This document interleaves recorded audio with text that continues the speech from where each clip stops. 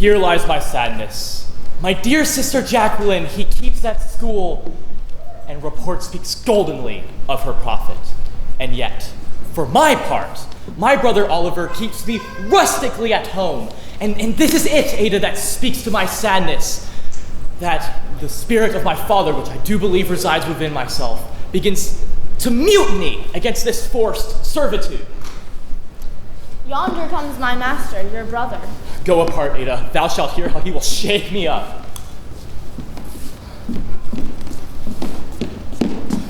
Now, sir, what make you here? Nothing. I am not taught how to make anything. What mar you then, sir? Marry, sir, I am helping you mar that which God hath made, a poor, unworthy brother of yours, in idleness. Marry, sir, be better employed, and be not a while. Shall I keep your hogs and eat husks with them? What prodigal portion have I spent in order to come to such penury? Know you before whom, sir? Aye, better than he I am before knows me. I know you are my eldest brother. The courtesy of nations allows you my better, in that you are the eldest. But that same tradition takes not away my blood, and were there 20 brothers betwixt you and I, there would still be just as much of my father's blood in me as in you. What? Boy! Come, elder brother, you are too young in this. Wilt thou lay hands on me, villain? I am the youngest son of Sir Roland de Boys. I am no villain, and he is thrice a villain that says such a father could beget villains. Sweet masters, be patient, for your father's remembrance be at accord. You will hear me. My father charged you in his will to give me a decent education, and you have taught me like a peasant, obscuring and hiding from me all gentlemanlike qualities. I can no longer endure it. Therefore, allow me such exercises as may become a gentleman. Or else, give me the poor lottery that my father left me by testament, and I will go out and buy my own fortune. And what wilt thou do? Beg when that is spent? Well, sir, get you in. I will not be troubled with you. You shall have some part of your will. I pray you, leave me. I will no longer offend you than becomes me for my good. Get you with him, you old dog! Is old dog my reward? Most true, I've lost my teeth in your service. God be with my old master, he would not have spoke such a word.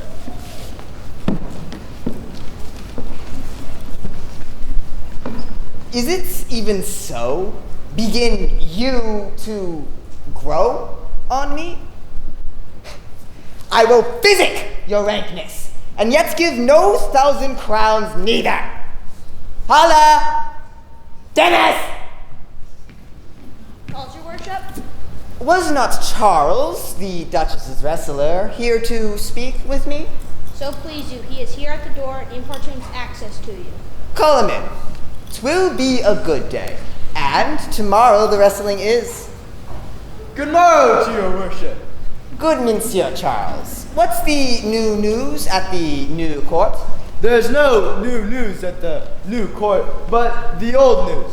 That is, the old Duchess is banished by her younger sister, the new Duchess. Where will the old Duchess live? They say she's already in the Forest of Arden, and many married gentlewomen with her, and they live like the old Robin Hood of England. They say many young gentlewomen flock to her every day, and sleep the time carelessly, as they did in the Golden World. What, you wrestle tomorrow before the new Duchess? Marry do I, sir, and I come to acquaint you with the matter. I am given, sir, secretly to understand that your younger brother, Orlando, hath the disposition to come disguised against me to try a foil. Tomorrow, sir, I wrestle for my credit, and he that escapes me shall acquit him well.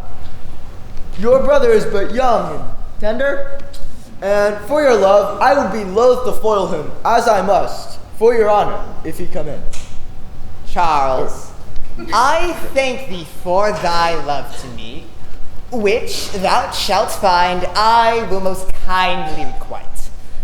I'll tell thee, Charles, he is the stubbornest young fellow of France, a secret and villainous contriver against me, his natural brother. Therefore, use thy digression. I had as lief thou didst break his neck as his finger, for I assure thee, with utmost tears I speak it, there is not one so young and villainous this day living. I'm heartily glad I came hither to you. If he come tomorrow, I'll give him his payment. And if ever he go alone again, I'll never wrestle for prize more. And so God keep your worship. Farewell, good Charles. Now will I go stir this gamester. I hope I shall see an end to him. For my soul, yet I know not why, hates nothing more than he. Yet he's gentle, never schooled, yet learned, full of novel device, of all sorts enchantingly beloved. And indeed, in the heart of the world, and of my own people, who best know him, that I am altogether misprized. But it will not be so long. This wrestler will clear all. Nothing remains but that I kindle the boy thither, which I'll go about.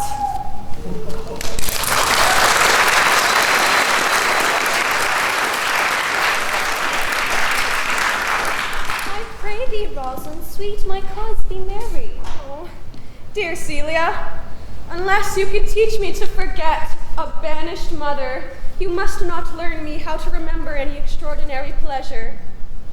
Always the dullness of the fool is the whetstone of the wit. How now, wit? Whither wander you? By mine honor, I was bid to come for you. Where learned you that, oath fool? Of a certain knight that swore by his honor that they were good pancakes, and swore by his honor that the mustard was not. Now, I'll stand to it. The pancakes were good, and the mustard was not. And yet, was not the knight forsworn. How proves you that in your great heap of knowledge? Aye, marry. Now, unmuzzle your wisdom. Stand you both forth now. Come on. Stroke your chins and swear by your beards that I am a knave. By our beards, if we had them, thou art. Well, by my knavery, if I had it, then I were. But if you swear by that is not, then you are not forsworn. No more was this knight swearing by his honor, for he never had any. Or if he did, he had sworn it all the way long before he ever saw those pancakes or that mustard. Prithee, who is it that thou speaks of? Oh, one that Duchess Frederica, your mother, loves. My mother's love is enough to honor him. Enough, speak no more of him. The more pity that fools may not speak wisely what wise men do foolishly. By my troth, thou speakest true. For the little wit that fools have with silence, the little foolery that wise man has, makes a great show. Here comes Monsieur Lebeau. Bonjour, Monsieur Lebeau. What's the news? Fair princess, you've lost much good sport. I would have told you of good wrestling, but you've lost sight of. Oh, yes. Tell us the manner of the wrestling. There comes an old man and his 3 sons. The eldest of the 3 wrestled with Charles, the Duchess's wrestler, in which Charles, in a moment, overthrew, that there was little of hope of life in him. So he served the second, and so the third. Alas! But what is the sport, monsieur, that the ladies have lost? Why, this that I speak of. Thus men may grow wiser every day. 'Tis first that I ever heard such fighting was sport for ladies. All right, I promise thee. Shall we see this wrestling, cousin? You must, if you stay here. For here is the place appointed for the tournament.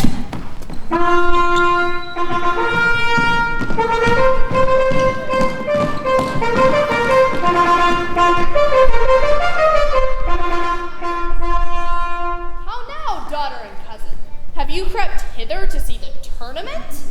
Aye, my lady, so please you give us leave. You will take little delight in it, I can tell you. There are such odds in the man. Speak with him, ladies. See if you can move him. Call him hither, good Monsieur Lebel. Do so. I'll be not by. Monsieur, the challenger, the princess has called for you. I attend them with all respect and duty.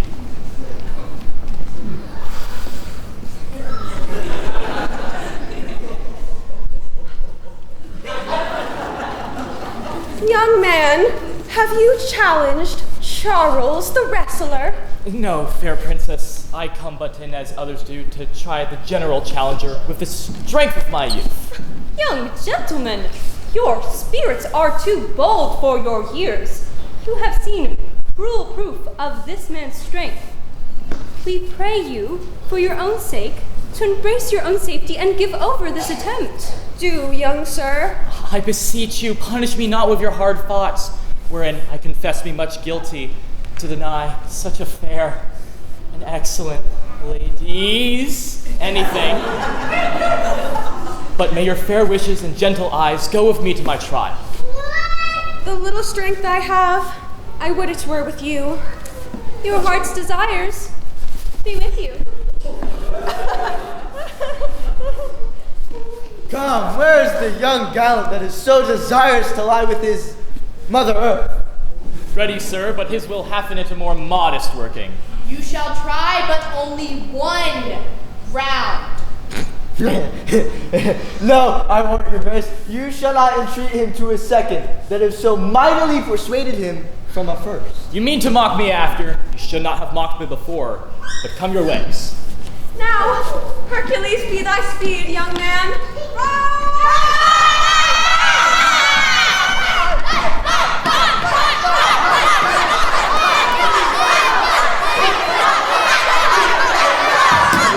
I were invisible to catch the strong fellow by the leg.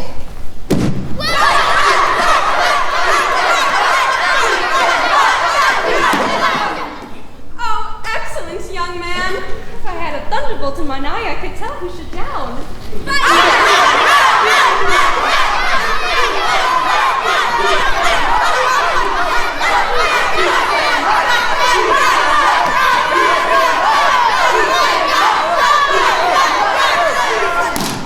No more! How dost thou, Charles?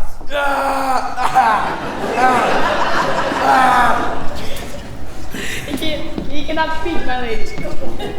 Bear him away. Champion! Champion! Champion! Champion! What is thy name, young man? Orlando, my lady, youngest son of Sir Roland de Boys. I would thou hast told me of another father. The world esteemed thy father honorable, but I did find him still mine enemy. But fare you well. Thou art a gallant youth. I would thou hast told me of another father. Why my mother cuz? My dearest, my parents loved Sir Roland as their soul. Let us go, thank him, and encourage him. Sir, you have well deserved.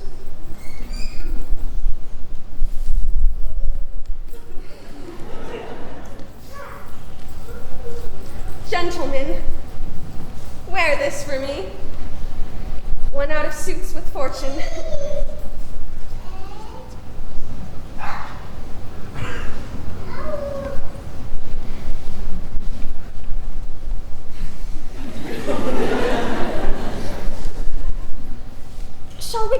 apologize. Can I not say I thank you? My better parts are all thrown down, and the one that stands here up is but a Quinton, a mere lifeless block. He calls us that. My pride fell with my fortunes. I'll ask him what he would. Did you call, sir?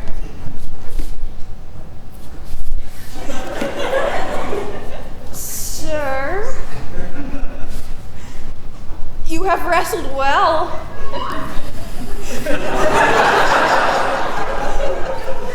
And overthrown more than your enemies. Fare you well. Fare you well, fair gentlemen. What passion is this that hangs upon my tongue? I cannot speak to her, and yet she urged conference. Oh, poor Orlando, thou art overthrown, or else Charles, or something weaker masters thee. Good sir, I do, in friendship, counsel you to leave this place. Albeit you have deserved high commendation, true applause, and love. Yet such is now is the Duchess's condition, that she misconstrues all that you have done. I thank you, sir, for telling me this, and I pray you, which of the two was the daughter of the Duchess that was here at the wrestling? Neither her daughter, if you judge by manners. But yet, indeed, this smiler is her daughter. The other is daughter to the banished Duchess, and here, detained by a usurping aunt. But I can tell you that of late, this Duchess have obtained displeasure against your gentle niece, grounded upon no other argument, but that the people praise her for her virtues. But I can tell you that of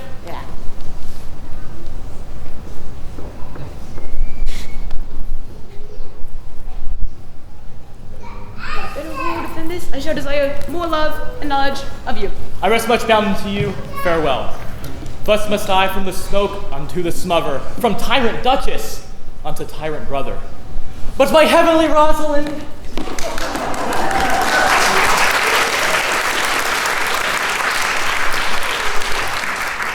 Oh, how full of briars is this working day world. They are but burrs, cousin, thrown upon thee in a holiday foolery. I could shake them off my coat. These burrs are in my heart. Come, come, wrestle with thy affections. Oh, they take the part of a better wrestler than myself. Is it possible? On such a sudden that you should fall into such a strong liking with old Sir Roland's youngest son. My parents loved his father dearly. Let me love him for that. Look, here comes the Duchess, with her eyes full of anger. Mistress! Dispatch you with your safest haste and get you from our court. Me? Aunt? You, cousin, within these 10 days, if thou beest found so near our public court as 20 miles, thou diest for it. Never so much as in a thought unborn did I offend your highness. Thus do all traitors. Thou art thy mother's daughter, there's enough. Treason is not inherited, my lady. Dear sovereign, hear me speak.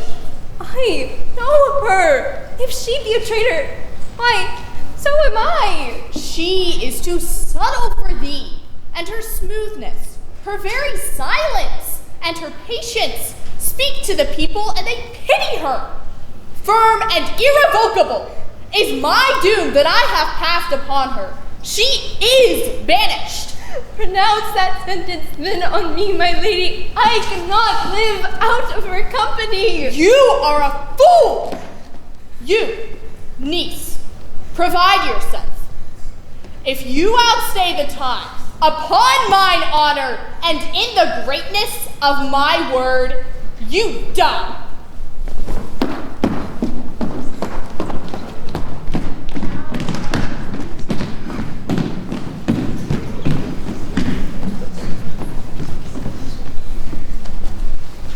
Whither shall we go?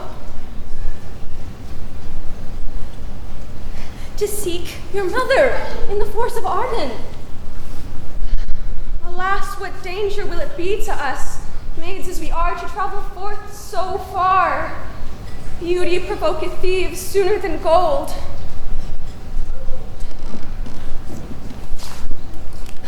I'll put myself in poor and mean attire, with a kind of umber smudge my face.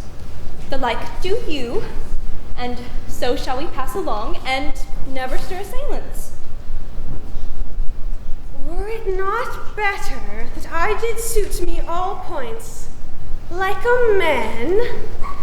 We'll have a swashing and a martial outside, as many other man-ish cowards have that do outface it with their semblances. But what shall I call thee when thou art a man? I'll have no worse name than Job's own page. Therefore, look you call me Ganymede. But what will you be called? Something that hath a reference to my state.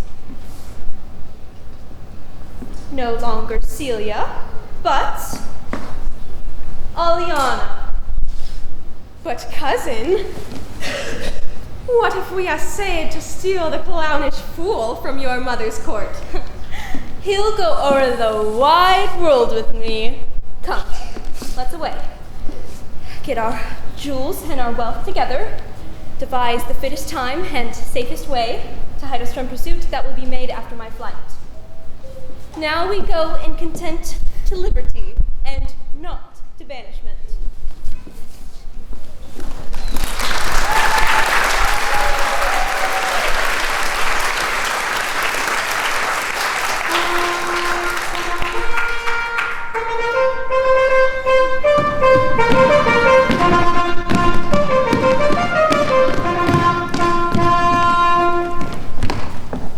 Attention!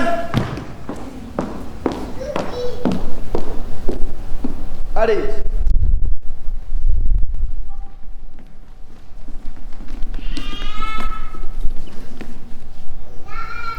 Can it be possible that no man saw them? I cannot hear of any that did see her. My lady, the roynish clown at whom so oft your grace was wont to laugh is also missing. Hesperia, the princess's gentlewoman, confessed that she secretly o'erheard your daughter and her cousin much commend the parts and graces of the wrestler that did but lately foil the sinewy Charles, and she believes wherever they are gone, that youth is surely in the company. Send to his brother! Fetch that gallant hither. If he be not found, bring his brother to me. Do this suddenly, and let not search and inquisition quail to bring again these foolish runaways. Yes,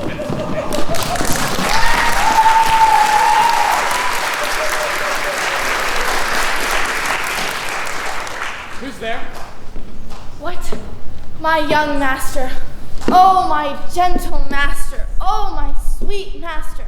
Oh, you memory of old Sir Roland. Why are you virtuous? Why do people love you? And wherefore are you gentle, strong, and valiant? Your praises come too swiftly home before you. Know you not, master, to some kinds of men, their graces serve them but as enemies. Oh, what a world this is, when what is calmly envenoms him that bears it. Why, what's the matter, Ada? Oh, unhappy youth, come not within these doors, within this roof. Your brother has heard your praises, and this night seeks to burn the lodging you used to lie, and you within it. I have overheard him and his practices. This is no place. This house is but a butchery.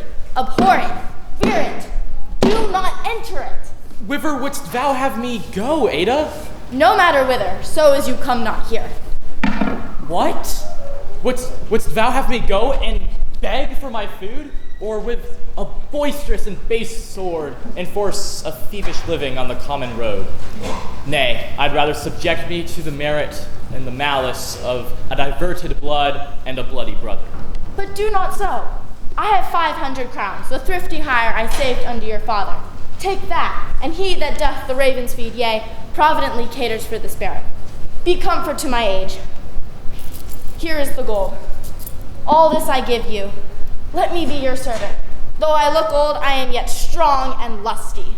Please, let me go with you.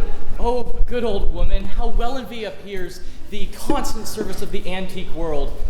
You are not for the fashion of these times, where none will sweat but for promotion. Come, let us go along our way together, and ere we have thy youthful wages spent, we'll light upon some settled low content. Master, go on and I will follow thee, to the last gasp with truth and loyalty. Yet fortune could not recompense me better than to die well and not my master's debtor.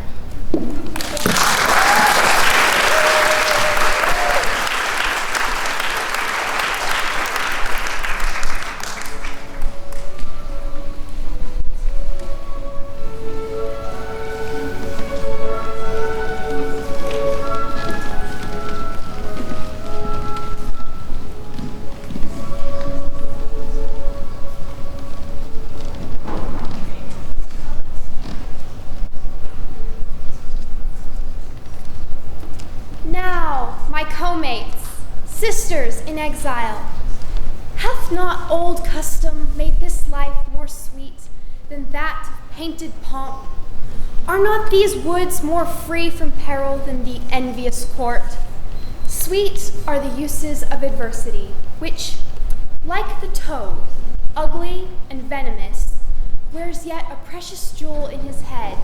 So this, our life, exempt from public haunt, finds tongues in trees, books in the running brooks, sermons in stones, and good in everything. I would not change it. Happy is your grace that can translate the stubbornness of fortune into so quiet and so sweet a style. Come, shall we go and kill us venison? Indeed, my lady, the melancholy Lady Jaques grieves at this. And swears you do more upspur than doth your sister who hath banished you. Today, my lady of Amons and myself did seal behind her as she lay along under an oak, to which a poor sequestered stag, from which a hunter's aim had taken a hurt, did come to languish. But what said Lady Jaques? Did she not moralize the spectacle? Oh, yes, in 1,000 similes. First, for his weeping into the needless stream. Poor dear, quoth she, thou makest a testament, as all worldlings do, giving thy sum of more to which had too much. Eh, quoth Lady Jaques, sweep on, you fat and greasy citizens. And did you leave her in this contemplation? We did, my lady, weeping and commenting upon the sobbing deer.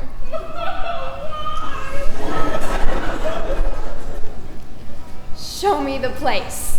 I love to cope her in these sullen fits, for then she is full of matter. I'll show you to the place.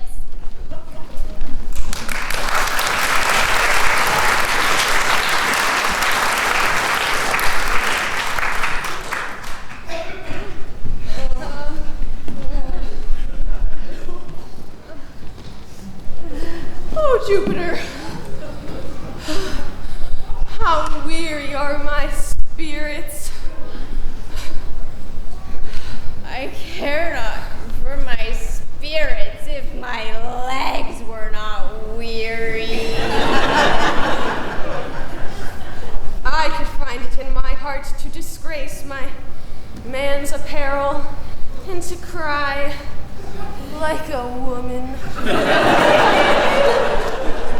But I must comfort the weaker vessel as goblet and hose must show itself courageous to petticoat. Therefore, courage, good Aliana.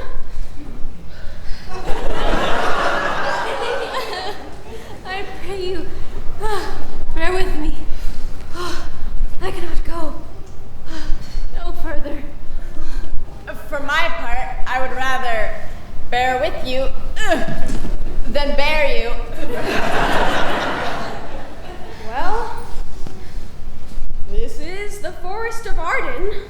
Now am I in Arden. The more fool I. For when I was at home, I was in a better place. But travelers must be contented. Aye, be so, good Touchstone. Look you, who comes here? A young man and an old woman in solemn talk. Oh, Corinna, that thou knowest how I do love her. I partly guess her ere love now. No, Corinna, being old thou canst not guess.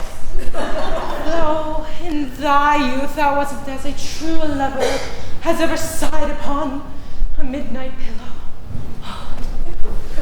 How many actions most ridiculous hast thou been drawn to by thy fantasies? Into 1,000 I have forgotten.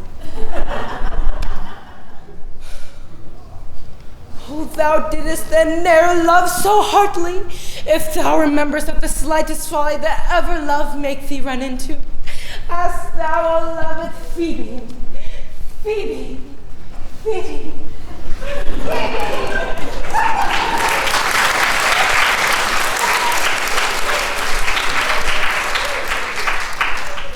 Alas, poor shepherd, searching of thy wound, I have by hard adventure found mine own. And I mine! I remember when I was in love, I took 2 peas and, giving her them, said with weeping tears, "Wear these for my sake." We that are true lovers run into strange capers, but as all is mortal in nature, so is all nature in love mortal in folly.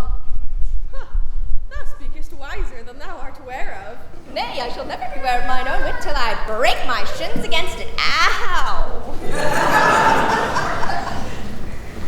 I pray you, one of you, question yon woman if she for gold will give us any food.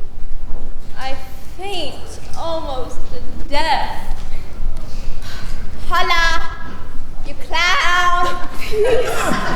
Fool, she is not thy kinswoman. Who calls?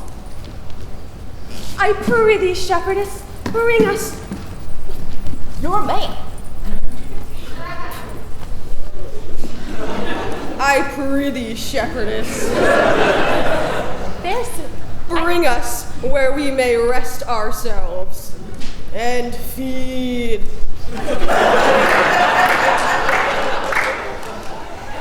Here is a maid with travel much oppressed and faints for succor. Fair sir, I pity her, but I am a shepherdess to another man. Besides, his coat, his flocks, and bounds of feed are now on sale, and there's nothing that you may feed on. But what is, come see, and in my voice, most welcome shall you be. I pray thee, if it stand with honesty, buy thou the cottage pasture and flock, and thou shalt have to pay for it of us. And we will mend my wages. I like this place, and could willingly waste my time in it. Assuredly, the thing is to be sold. Go with me if you like upon report, the profit, the soil, and this kind of life, and I will your very faithful feeder be, and buy it with your gold, right suddenly.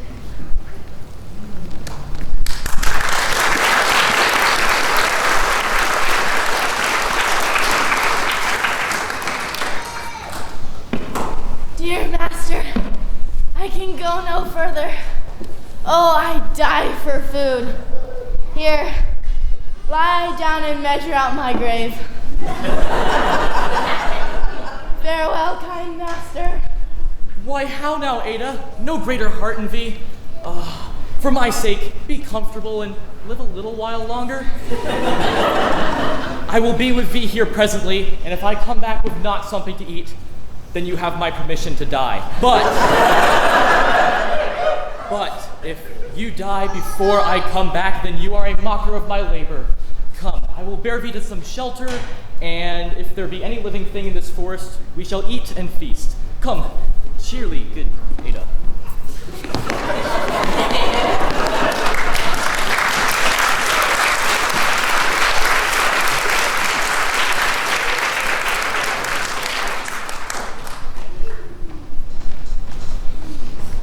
Why, how now, ma chérie? What a life is this, that your poor friends must rue your company?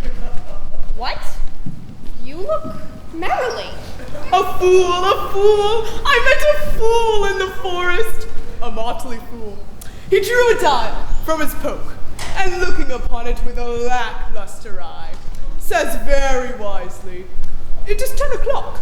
Thus may we see," quoth he, "how the world wages. 'Tis but an hour ago it was 9 o'clock, and in 1 hour more 'twill be 11. And so from hour to hour we ripe, and from hour to hour we rot and rot. Thereby hangs a tale." When I did hear this motley fool's moral thus on time, how my lungs groan like the shake to clear, that fools be so deep contemplative. And I laughed, sans intermission, an hour by his dial. Oh, noble fool, oh, worthy fool, motley's the only wear. What fool is this? Oh, noble fool, that I were a fool. I'm ambitious for a motley coat. Thou shalt have one. Oh, 'tis my only suit, and I must have liberty, with all as large the charter as the wind, to blow on whom I please, for so fools have. And those most galled by my folly, they most must laugh. And why, ladies, must they so? The why is as plain as the way to parish church. Invest in me my motley, and speak my mind, and I will through and through cleanse thy body of this infected world. But who comes here? Forbear, and eat no more, Why, I have eaten none yet. nor shalt not till necessity be served. Art thou thus boldened, man, by thy distress, or else a rude despiser of good manners? The thorny point of bare distress hath taken away from me the show of smooth civility. What would you have? Your gentleness shall force, more than your force move us to gentleness. I die for food, therefore let me have it. Sit down and feed, and welcome to our table. Speak you so gently? Pardon me, I pray you. I thought everything was savage here in the forest. Therefore I put on a countenance of strict commandment. But whatever you are, if thou hast ever looked on better days, been at any good man's feast, been where bells have knolled to church, and if ever you have wiped from your eye a tear, and know it 'tis to pity and to be pitied, then let gentleness my strong enforcement be, in which hope I blush and hide my sword. True it is that we have seen better days, and therefore sit you down in gentleness, and take upon command what help we have, that to your wanting may be ministered. I thank you, but I have here an old friend who hath after me taken many a weary step, limped only in pure love. Till she first be sufficed, I will not touch a bit. Go, find her out, and we will nothing waste till you return. Thank you, and God bless you for your good comfort. Thou seest we are not all alone unhappy. This wide and universal theater presents more woeful pageants than the scene wherein we play in. All the world's a stage, and all the men and women merely players. They all have their exits and entrances, and one man in his time plays many parts, his act lasting 7 ages. At first, the infant, mewling and puking in its nurse's arms. And then the whining schoolboy, with his satchel and his shining morning face, creeping like a snail unwillingly to school. And then the lover, sighing like a furnace, with a woeful ballad to his mistress's eyebrow. And then the soldier, full of strange oaths and bearded like a pard, jealous in honor, sudden and quick in quarrel, seeking the bubble reputation even in a cannon's mouth. And then justice, in full round belly with good cap and lined, with severe eyes and beard of a formal cut, full of modern instances and wise saws, he also must play his part. The 6th age shifts into a lean and slippered pantaloon, with spectacles on his nose and pouch at his side, his hose well saved for a world too wide, for his shrank, and his big manly voice, turning again to childish treble pipes and whistles to his sound. Last scene of all that ends this strange, eventful history is second childishness and mere oblivion. Sans teeth, sans taste, sans eyes, sans everything.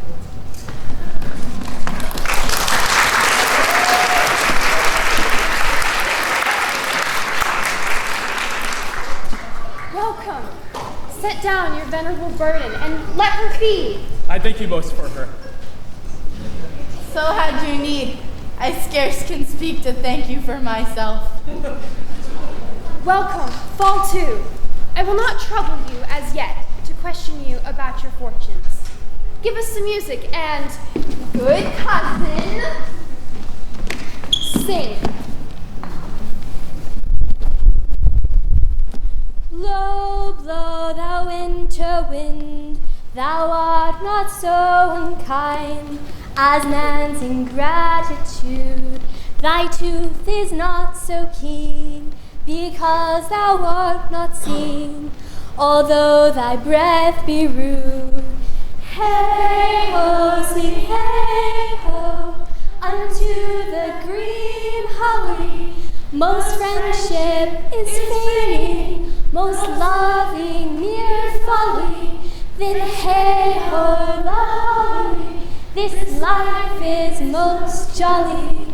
Freeze, freeze, thou bitter sky, thou dost not bite so nigh as benefits forgot. Thou though the waters warp, thy sting is not so sharp as friend remember not. Hey ho, sing hey ho, unto the green holly. Most friendship is fading, most loving mere folly. Then hey ho, the holly, this life is most jolly.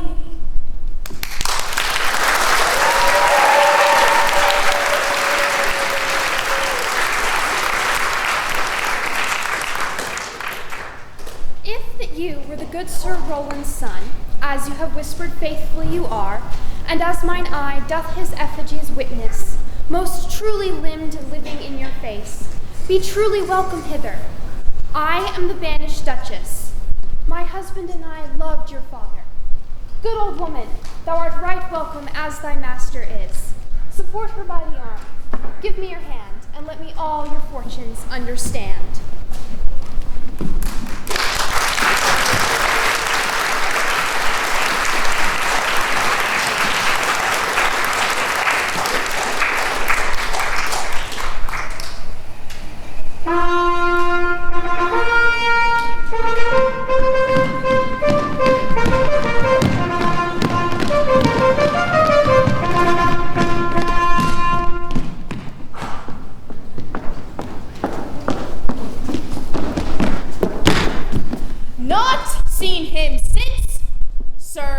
sir, that cannot be. Find out thy brother whereso he is. Seek him with candor. Bring him, dead or living, within this 12 month, or turn thou no more to seek a fortune in our territory. Thy lands and all that thou dost call thine worth seizure do we seize in our hands. Oh, that your highness knew my heart in this. I never loved my brother in my life. More villain thou. Well, push him out of doors.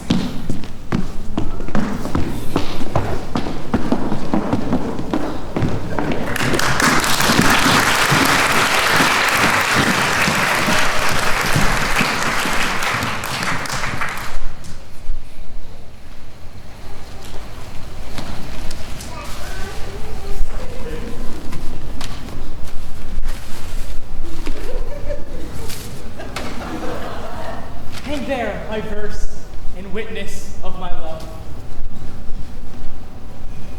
Oh, my Rosalind, the trees shall be my books, and in their barks my thoughts I'll character, that every eye which in this forest looks shall see thy virtue displayed everywhere. Oh, run, run, Orlando, carve in every tree, the fair, the chaste, the unexpressive she!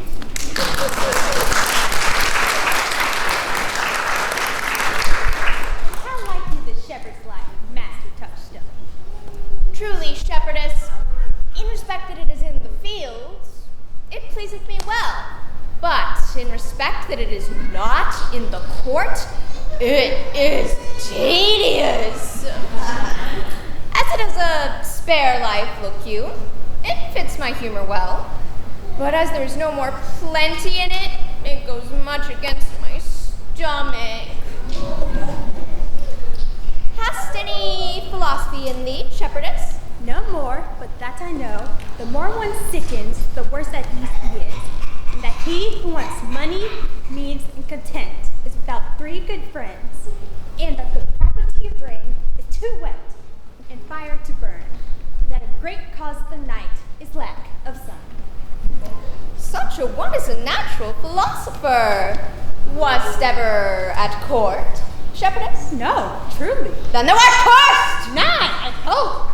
Oh, truly, thou art cursed, like an ill-roasted egg, all on one side.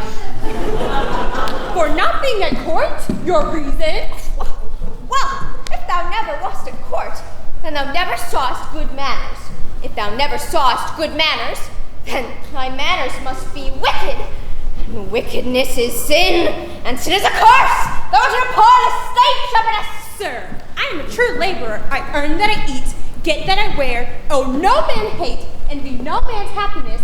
Oh, and here comes my young master Ganymede and his Virtuous brother.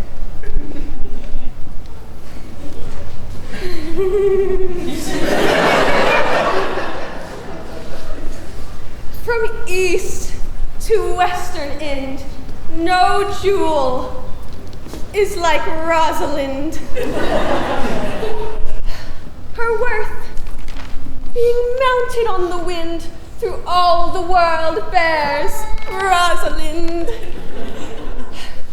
All the pictures fairest lined are but black to Rosalind. Lest no face be kept in mind but the fair of Rosalind.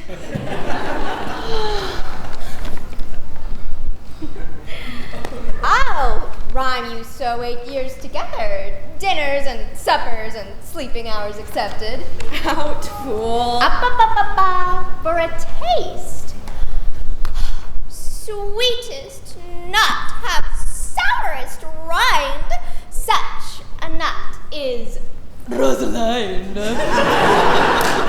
This is a very false gallop of verses. Why do you, Ganymede, infect yourself with them? Peace, you dull fool. I found them on a tree. Truly, that tree yields bad fruit. Peace. Here comes my sister. Reading. Stand aside. upon the fairest bows, or at every sentence end, will I Rosalinda, right? Teaching all that read to know the quintessence of every sprite. Heaven would in little show. Oh, most gentle pulpiter. Oh no! Back, friends. Shepherdess, go off a little. Go with her, sirrah. Come, shepherdess, let us make an honorable retreat. Though not with bag and baggage, yet with scrip and scrippage.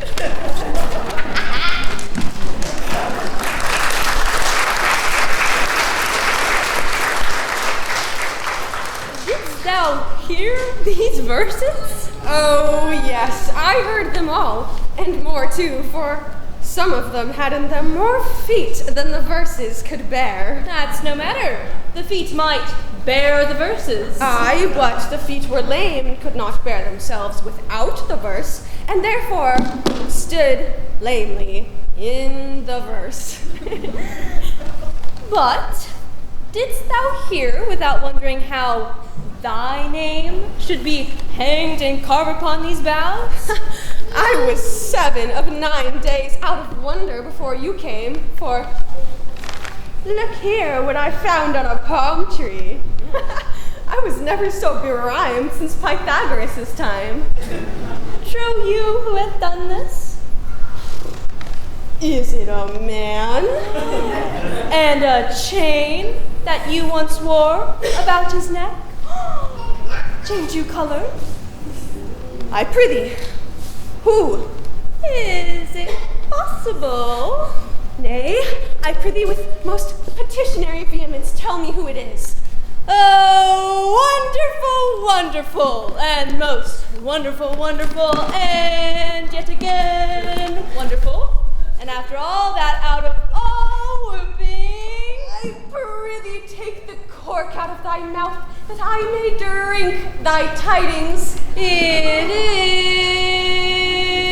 is young Orlando that tripped up the wrestler's heel and your heart, both in an instant. Nay, but the devil take mocking. Thy faith, cuz, 'tis he. Orlando. Alas the day! What shall I do with my doublet and hose? What did he when thou sawest him? What said he? How looked he? What makes he here? Wherein remains he? I mean, where went he? How parted he with thee, and when shalt thou see him again? Answer me in one word. You must borrow me Gargantua's mouth first. 'Tis a word too great for any mouth of this age's size. To say aye and no to these particulars is the more than to answer in a catechism. But doth he know that I am in this forest, and in man's apparel? Looks he as freshly as he did the day he wrestled? He was furnished like a hunter. Oh, ominous! He comes to kill my heart. I would sing my song without burthen. Thou bringest me out of tune. Do you not know that I am a woman? When I think I must speak. Sweet, say on. You bring me out. Soft, comes he not here? 'Tis he! Slink by and note him. I thank thee for your company, but good faith I had as lief have been myself alone. So had I too, and yet for fashion's sake, I must thank you too for your society. God be with you. Let us meet as little as we can. I do desire that we may become better strangers. I pray you, mar no more trees by writing love songs in their barks. I pray you mar no more of my verses by reading them ill-favoredly. Rosalind. Rosalind is your love's name. Yes, just. I do not like her name. There was no thought of pleasing you when she was christened. Mm-hmm. What stature is she of? Just as high as my heart.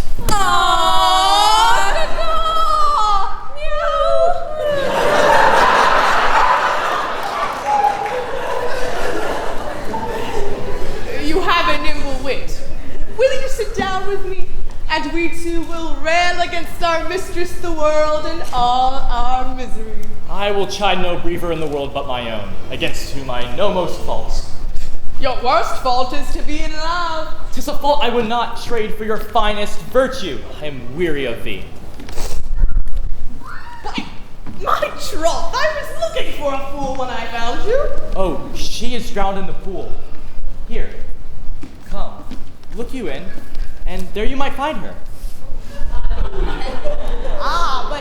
But there I shall see my own figure. Which I take to be a fool, or else a cipher. I tarry no longer with you. Farewell, Signor Love. I am glad of your departure, and so adieu, good Madam Melancholy.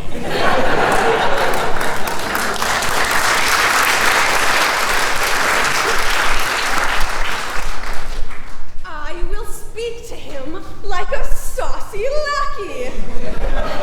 And under that habit, play the knave with him. Do you hear, Forester? Very well, what would you? I pray you. What is it o'clock? We are in the forest. There is no clock, and you ask me what time of day it is? Then there is no true lover in the forest, else sighing every minute and groaning every hour would detect the lazy foot of time as well as a clock. Where dwell you, pretty youth? With this shepherdess, my sister, here in the skirts of the forest like fringe upon a petticoat. Are you native of this place? As the coney, which you see dwell where she is kindled. Your accent, it's something finer than can be purchased from so removed a dwelling. I have been told so of many.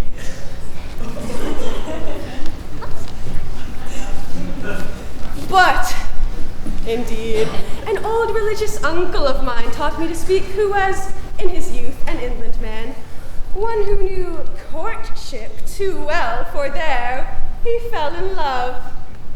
I have heard him read many lectures against it, and I, thank God, I am not a woman.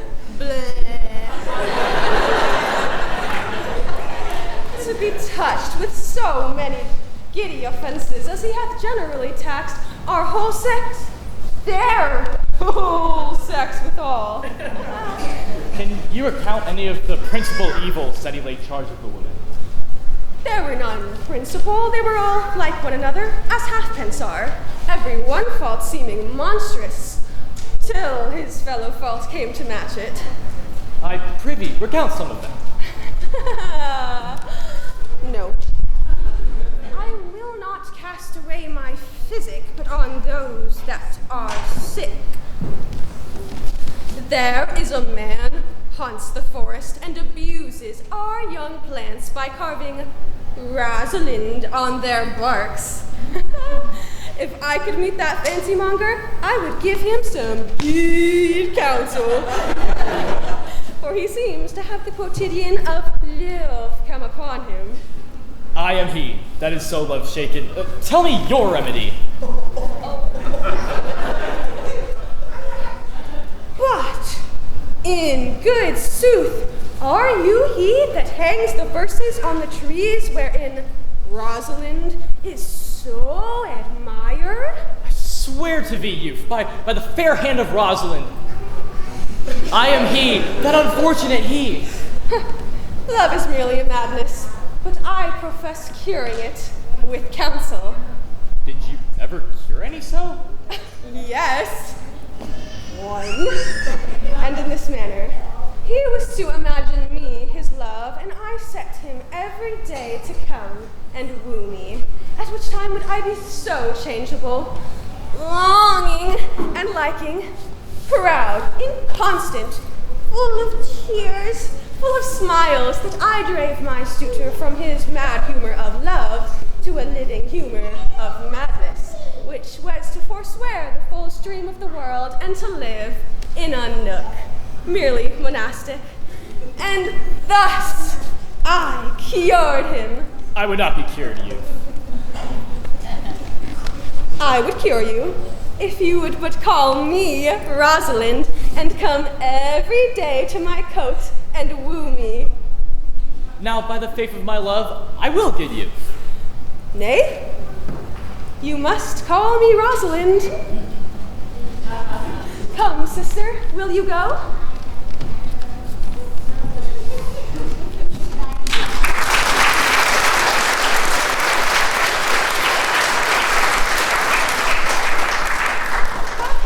Audrey, I will fetch up your goats, Audrey.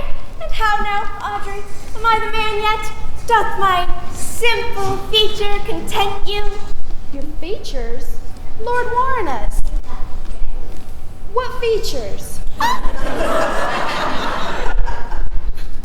When a man's verses cannot be understood, it strikes him more dead than a great reckoning in a little room.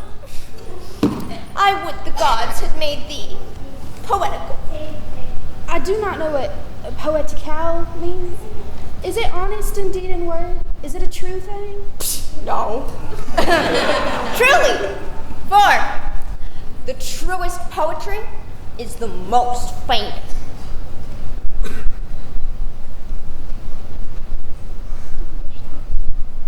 Do you wish then that the gods had made me poetical? Truly I do, for thou swearest to me that thou art honest. Now, if thou wert a poet, I might have some hope that thou didst feign. But be it as it may be, I will marry thee. Well, the gods give us joy. Amen.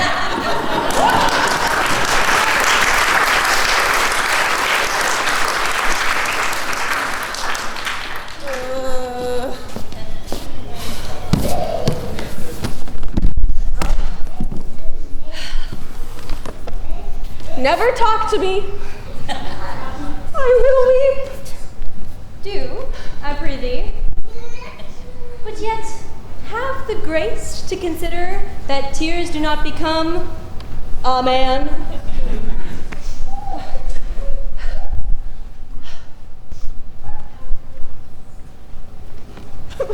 But have I not cause to weep? As good as cause as one would desire, therefore, weep. But why did he say he would come this morning, and he comes not? Nay, certainly there's no truth in him. Do you think so? Yes. I think he's not a pick-purse, nor a horse-dealer. But for his verity in love, I do think him as concave as a covered goblet or a worm-eaten nut. Not true in love? Yes. When he is in.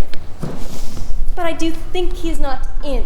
You have heard him swear downright that he was. Was is not is. He attends here in the forest of Arden on the Duchess, your mother. I met the Duchess yesterday and had much question with her. She asked me of what parentage I was. I told her of as good as she. So she laughed and let me go. But what talk we of mothers when there is such a man as Orlando? Oh, that's a brave man. He writes brave verses, speaks brave words, swears brave oaths, and breaks them bravely. Look, who comes here? Oh. mistress and master, you have oft inquired of the shepherd that complained of love, who you saw sitting by me on the turf. Well, and what of him? If you will see a pageant truly played between the pale complexion of true love and the red glow of scorn and proud disdain, go hence a little, and I will conduct you. Oh, come, let us remove. The sight of lovers feedeth those in love. Bring us to this sight, and you shall say, I'll prove a busy actor in their play.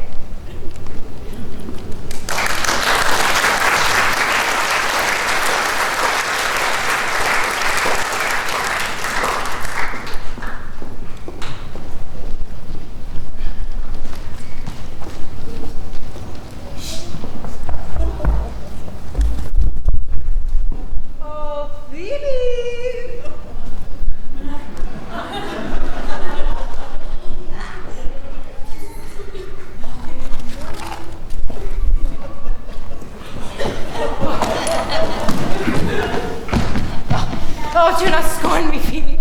Do not. Oh, say that you love me not, but say it so in bitterness, like the common executioner. I would not be thy executioner. Thou tellst me there is murder in mine eye. Now I do frown on thee with all my heart. Now show the wound mine eye hath made in thee. I am sure there's no force in eyes that can do hurt.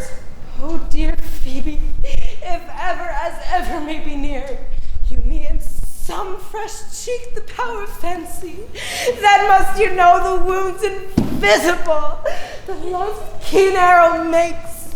But till that time, come not thou near me, as when that time comes, afflict me with thy marks, pity me not, as when that time comes, I shall not pity thee.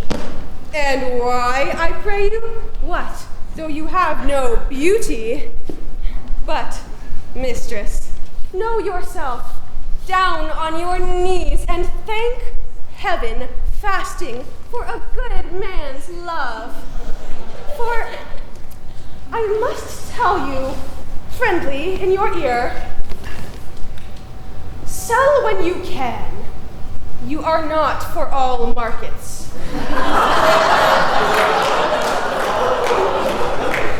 Sweet youth, I pray thee, chide a year together. I'd rather hear you chide than this man woo. Huh? Oh! I pray you don't fall in love with me, for I am falser than vows made in wine. Shepherd, ply her hard. Sister. Shepherdess, look on him better, and be not proud.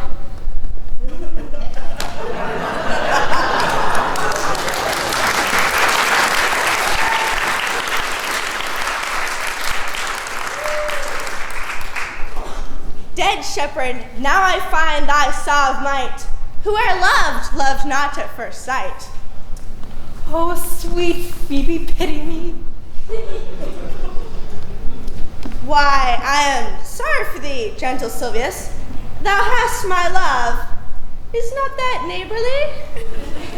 I would have you. Silvius, since that thou canst talk of love so well, thy company, which erst was irksome to me, I will endure, and I'll employ thee too. Oh, so holy and so perfect is my love. Loose now and then a scattered smile that I will live upon.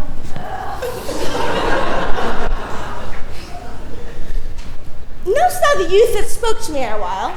Not very well, but I have met him oft. He hath bought the cottage in the bounds of the old harlot was once master of. Think not that I love him, though I ask for him. 'Tis but a peevish boy, yet he talks well.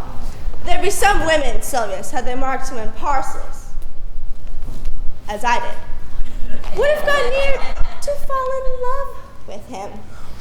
But for my part, I love him not, nor hate him not, and yet have more cause to hate him than to love him.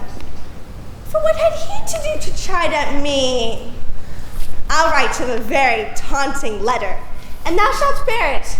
Wilt thou, Silius? Oh, Phoebe, with all of my heart.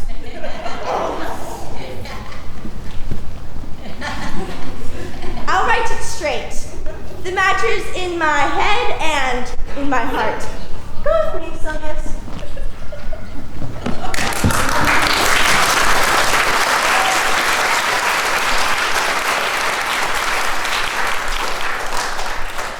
I prithee, pretty youth, let me be more acquainted with thee.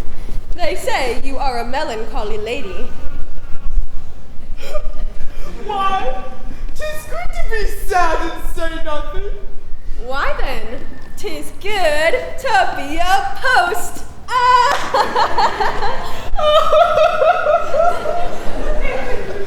It is a melancholy of mine own, compounded of many objects, extracted from many symbols, and indeed a sun-dry contemplation of all my travels, which, by often rumination, wraps me in the most humorous sadness. A traveler?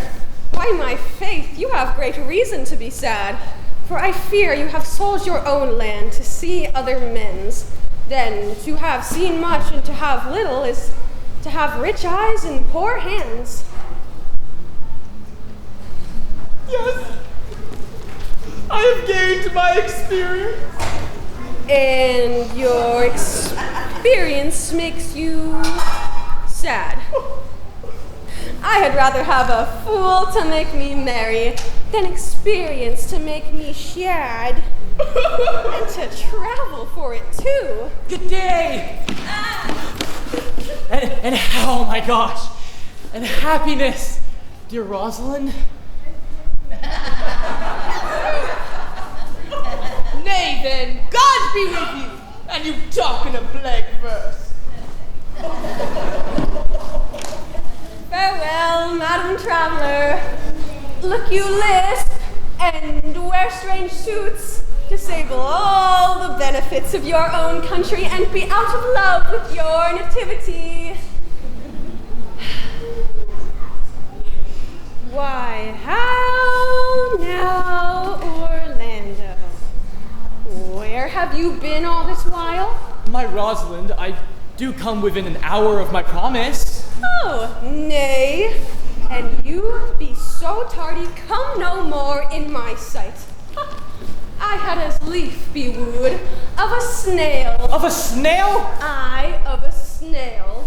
For though he comes slowly, he carries his house up on his head.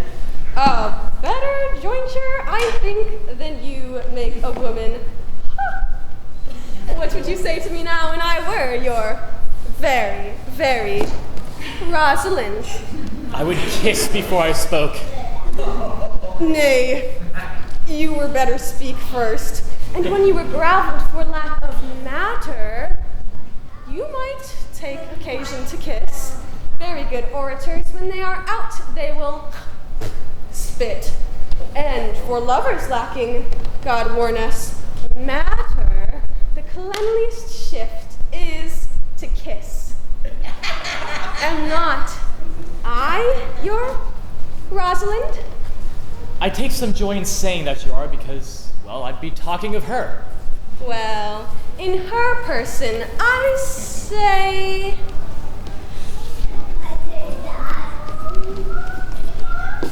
Meh.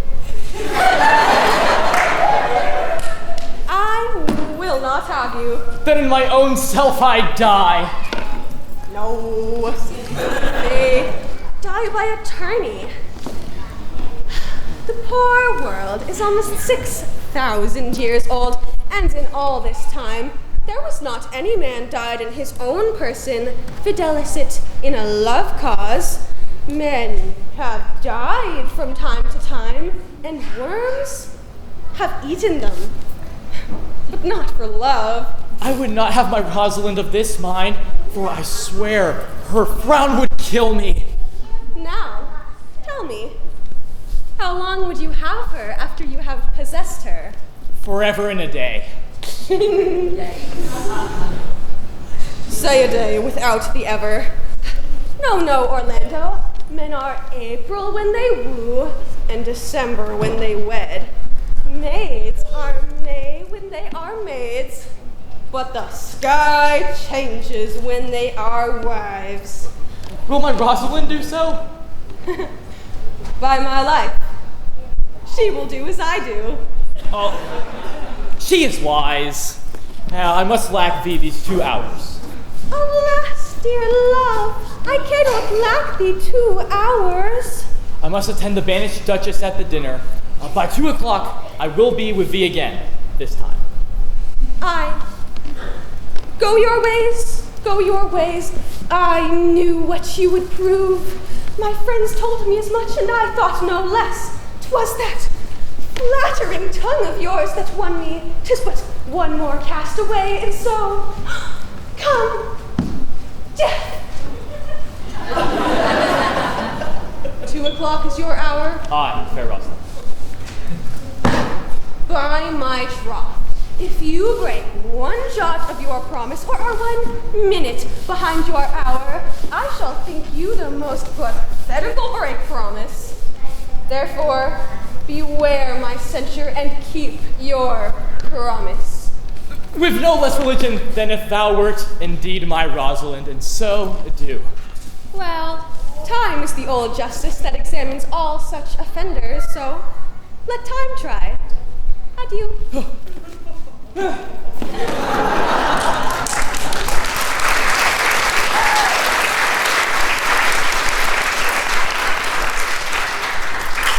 You have simply misused our sex in your love parade. Oh, cuz, my pretty little cuz. Oh, that thou didst know how many fathoms deep I am in love. But it cannot be sounded. My affection hath an unknown bottom, like the Bay of Portugal. Or rather, bottomless. As fast as you pour love in, it runs out. I'll tell thee, Eliana, I cannot be out of sight of Orlando. I'll go and find a shadow and sigh till he comes back. Oh. And I will sleep.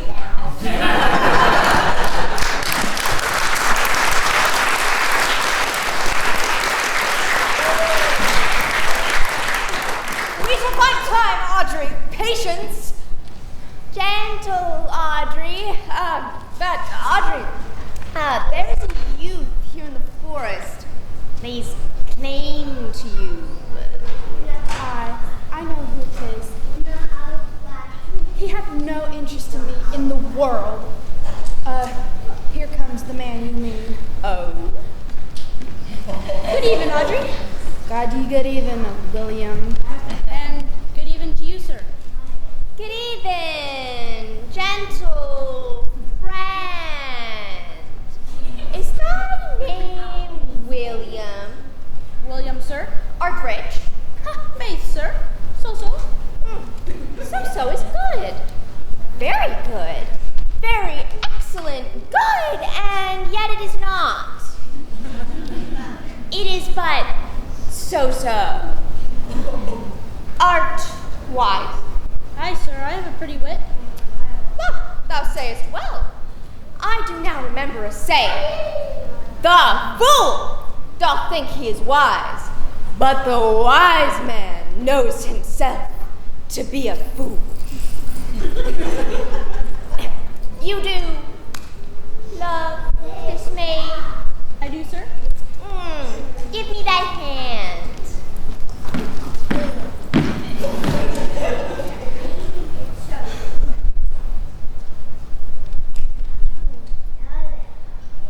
Learn this of me, then.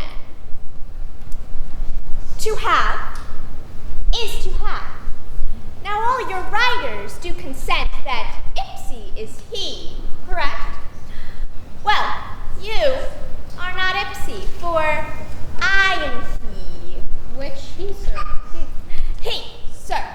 That must marry this woman. Therefore, you clown, abandon, which is in the vulgar, leave, the society, which in the boorish is company of this female, which in the common is woman, which together is abandon the society of this female, or clown, thou perishest, or to thy better understanding diest, or to wit, I kill thee. Therefore, make thee away, translate thy life unto death, tremble, and depart. Whoa. Do, good William.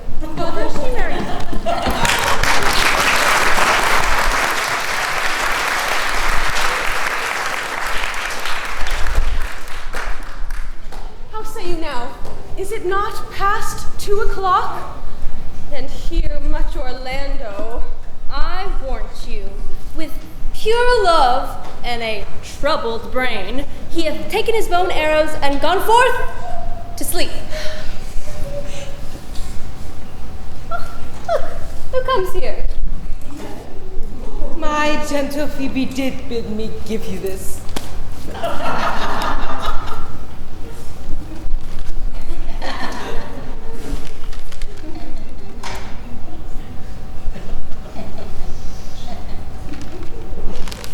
Patience herself would startle at this letter. She says I am not fair, that I lack manners. She calls me proud, ha, and that she could not love me were man as rare as Phoenix. Oh! Why, 'tis a boisterous and cruel style. She Phoebes me. Mark how the tyrant writes. Art thou God to shepherd turned, that maiden's heart hath burned? Can a woman rail thus? Call you this railing? Whilst you chide me, I did love. How then might your prayers move? Call you this chiding? Wilt thou love such a woman? But go your way to her, for I see love hath made thee a tame snake. Look, here comes more company. Good morrow, fair ones. If that an eye may profit by a tongue, then should I know you by description. Orlando doth commend himself to you both, and to that youth he calls his Rosalind, he sends this bloody napkin. Are you he? I am. What must we understand by this? Some of my shame, if you will know of me what man I am. When last the young Orlando parted from you, he left a promise to return again within an hour. And, pacing through the woods, lo, what befell! He threw his eye aside, and mark what object did present itself. Under an oak, a wretched, ragged man, overgrown with hair, lay sleeping on his back. And, nearby, a lioness lay crouching, head on ground, with cat-like watch, for that when the sleeping man should stir. This seen, Orlando did approach the man, and found it was his brother, his elder brother. Oh, I have heard him speak of that same brother. And he did render him a most unnatural that lived amongst men. And well he might so do, for I know he was unnatural. But to Orlando, did he leave him there? Twice did he turn his back to purpose so. But kindness, nobler ever than revenge, and nature, stronger than his just occasion, led him to give battle to the lioness, who quickly fell before him, in which hurtling from miserable slumber, I awaked. Are you his brother? Was it you he rescued? Was it you that so oft contrived to kill him? 'Twas I, but 'tis not I. I do not shame to tell you what I was, since my conversion so sweetly tastes, being the thing I am. But what of the bloody handkerchief? In brief, he led me unto the gentle Duchess, who gave me fresh array and entertainment, committing me unto my brother's love, who then led me instantly unto his cave. There stripped himself, and here, on his arm, the lioness had torn some flesh away, which all this while had bled. And so he fainted, and cried in fainting upon Rosalind. Brief, I recovered him, bound up his wounds, and after some small space, being strong at heart, he sent me hither, stranger as I am, to tell this story, so you might excuse his broken promise, and to give this handkerchief, dyed in his blood, upon the shepherd youth that he in sport doth call his Rosalind. Ganymede! Sweet Ganymede! Many will swoon when they do look upon blood. There's more in it.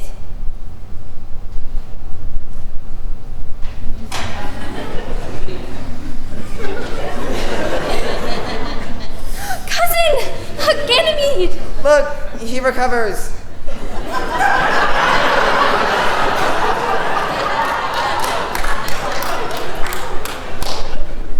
I would I were at home. We'll lead you thither. Good sir, will you take him by the arm? Be of good cheer, you a man. You lack a man's heart. I do so. I confess it. But, sirrah, a body would think this was, well, counterfeited. This was not counterfeit. There's too great testimony in your complexion that it was a passion of earnest. Counterfeit? I assure you. Well then, take a good heart and a counterfeit to be a man? So I do. But in faith, I should have been a woman by right. Come. You look paler and paler. We'll draw you homewards, good sir.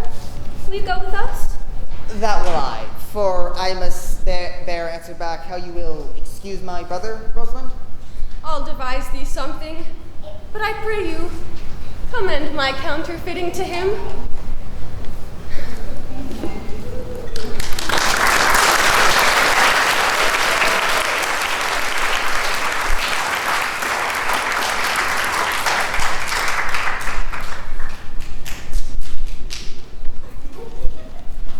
Is it possible that on so little acquaintance, you should begin to like Aliana, and in just seeing her begin to love her, and in loving woo, and in wooing that she should actually accept?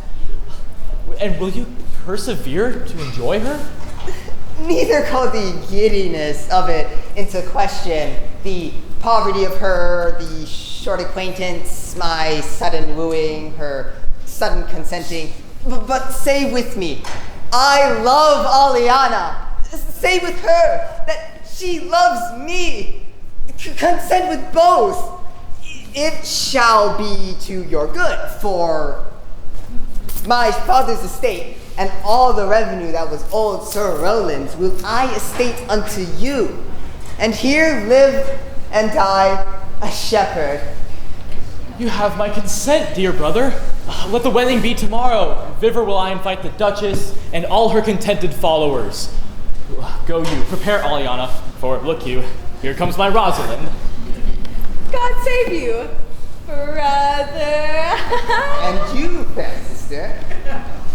Oh, my dear Orlando, did your brother tell you how I counterfeited to swoon when he showed me your handkerchief? Aye, and greater wonders than that. 'Tis true. Caesar's thrasonical brag of, I came, I saw, and overcame. For your brother and my sister no sooner met, but they looked. No sooner looked, but they loved. No sooner loved, but they sighed. No sooner sighed, but they asked one another the reason. No sooner knew the reason, but they sought the remedy. And in these degrees have they made a pair of stairs To marriage? They will be married tomorrow, and I will bid the Duchess to the nuptial. But oh, what a bitter thing it is to look at happiness through another man's eyes. I will weary you then no longer with idle talking. Believe then, if you please, that I can do strange things. If you do love Rosalind so near the heart as your gesture cries it out, tomorrow, when your brother marries Aliana, you shall marry her. It is not impossible for me to set her before your eyes tomorrow, human as she is, and without any danger. Speakest thou in sober meanings? By my life I do. Therefore, put you in your best array, for if you will be married tomorrow, you shall. Look, here comes a lover of mine, and a lover of hers. Youth, you have done me much ungentleness to show the letter that I read to you. I care not if I have. You are there followed by a faithful shepherd. Look upon him. Love him. He worships you. Good shepherd, tell this youth what 'tis to love. Oh, it is to be made of all sighs and tears. And so am I for Phoebe. And I for Ganymede. And I for Rosalind. And I for no woman. It is to be made of all faiths and services.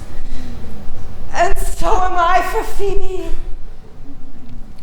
And I for Ganymede. And I for Rosalind. And I for no woman. It is to be made of all fantasies, all made of passion, and all made of wishes, all adoration, duty and observance, all humbleness, all patience and impatience, all purity, all trial, all obeisance. And so am I for Phoebe. And I for Ganymede. And I for Rosalind. And I for no woman. If this be so, why blame you me to love you? If this be so, why blame you me to love you? If this be so, why blame you me to love you? If this be so, why... Ugh. Who do you speak to? Why blame you me to love you? To her that is not here, nor doth not hear. Oh, I pray you no more of this. 'Tis like the howling of Irish wolves against the moon. I will help you, if I can. I would love you, if I could. Tomorrow, meet me all together. I'll marry you if ever I marry woman, and I'll be married tomorrow. I'll satisfy you if ever I satisfied men, and you shall be married tomorrow. I'll content you if what pleases you contents you, and you shall be married tomorrow. As you love Phoebe, meet. As you love Rosalind, meet. And as I love no woman, I'll meet. So fare you well. I have left you commands. I'll not fail if I live. Nor I. Nor I. Oh.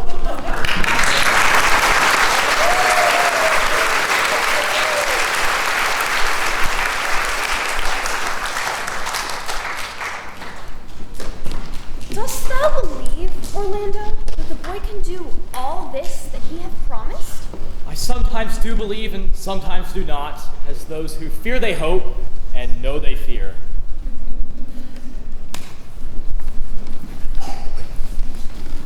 You say that if I bring in your Rosalind, you will bestow her on Orlando here? That would I, had I kingdoms to give with her. You say you will have her when I bring her? That would I were I of all kingdoms king.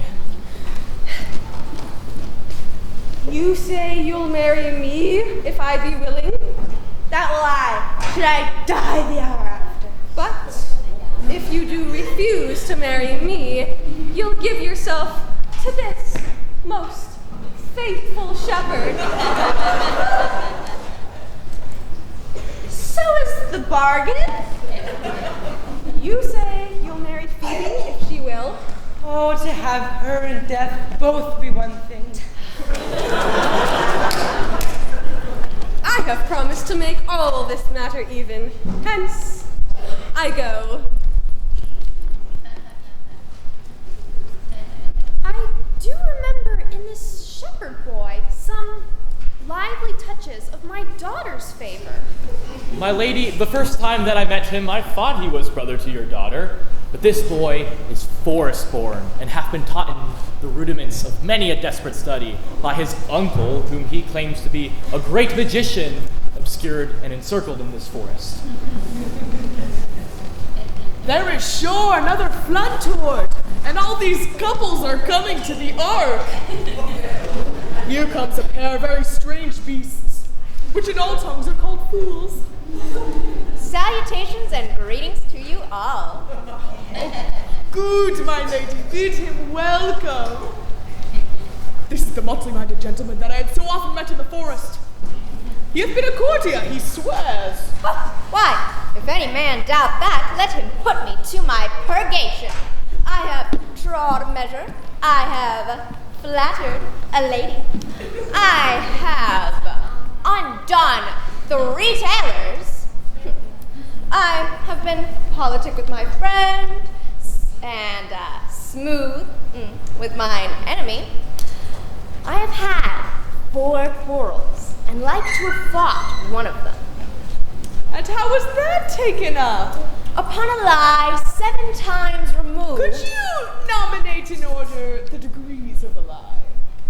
Oh, madam, we quarrel in print, by the book, as you have books for good manners. I will name you the degrees. The first, the retort, courteous. The second, the quip modest. The third, the reply churlish. The fourth is the reproof valiant. Oh, sorry, you two. The fifth is the counterattack quarrelsome. Oh. And the 6th is the lie with circumstance.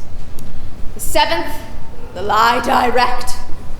All these you may avoid, but the lie direct.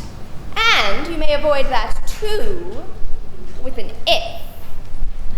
I knew when 7 justices could not take up a quarrel, or when the parties were met themselves, one of them thought but of an if.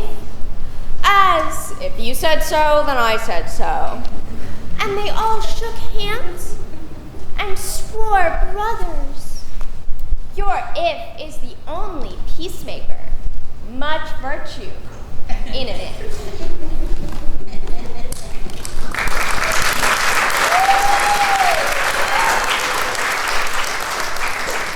Isn't this a rare fellow, my lady? He's as good as anything and yet a fool. He uses his folly like a stalking horse, and under the presentation of that, he shoots his wit.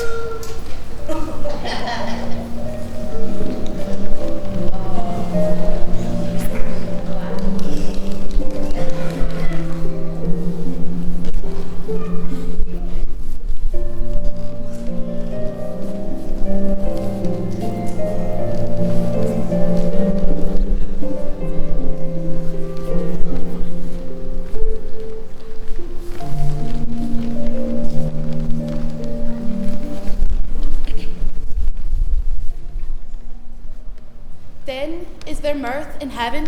When earthly things made even, atone together. Good Duchess, receive thy daughter. For we have brought her. Yes, brought her hither. That thou mightest join her hand with it. Whose heart within her bosom is.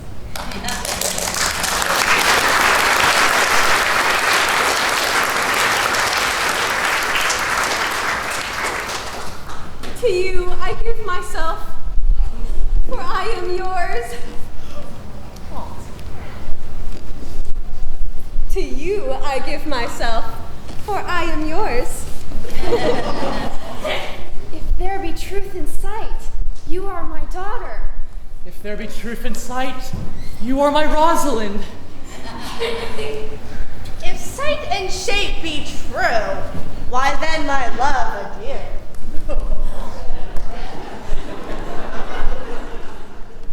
I'll have no mother if you be not she. I'll have no husband if you be not he. Nor ne'er wed woman if you be not she. Oh, my dear niece, welcome thou art to me. Even daughter, welcome in no less degree. Let me have audience for a word or two. I am the second daughter of old Sir Roland, who brings these tidings to this fair assembly. Duchess Frederica, hearing how that every day ladies of great worth resorted to this forest, addressed a mighty power which were on foot in her own conduct, purposely to take her sister there and put her to the sword. And to the skirts of this wild wood she came, where, meeting with an old religious man, after some question with him, was converted, both from her enterprise and from the world. Her crown bequeathing to her banished sister, and all their lands restored to them again that were with her exiled. This to be true, I do engage my life.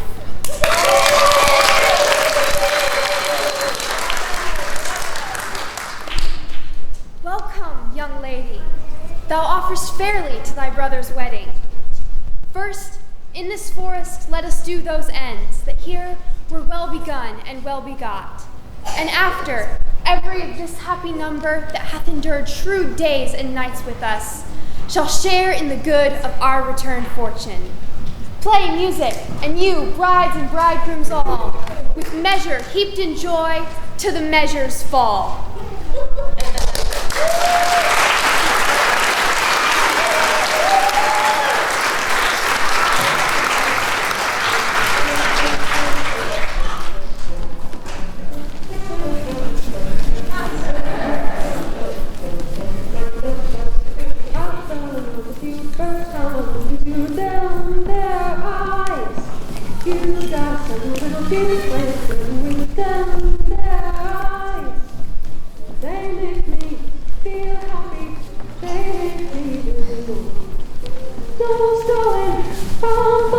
Falling in a big way, sweet little you.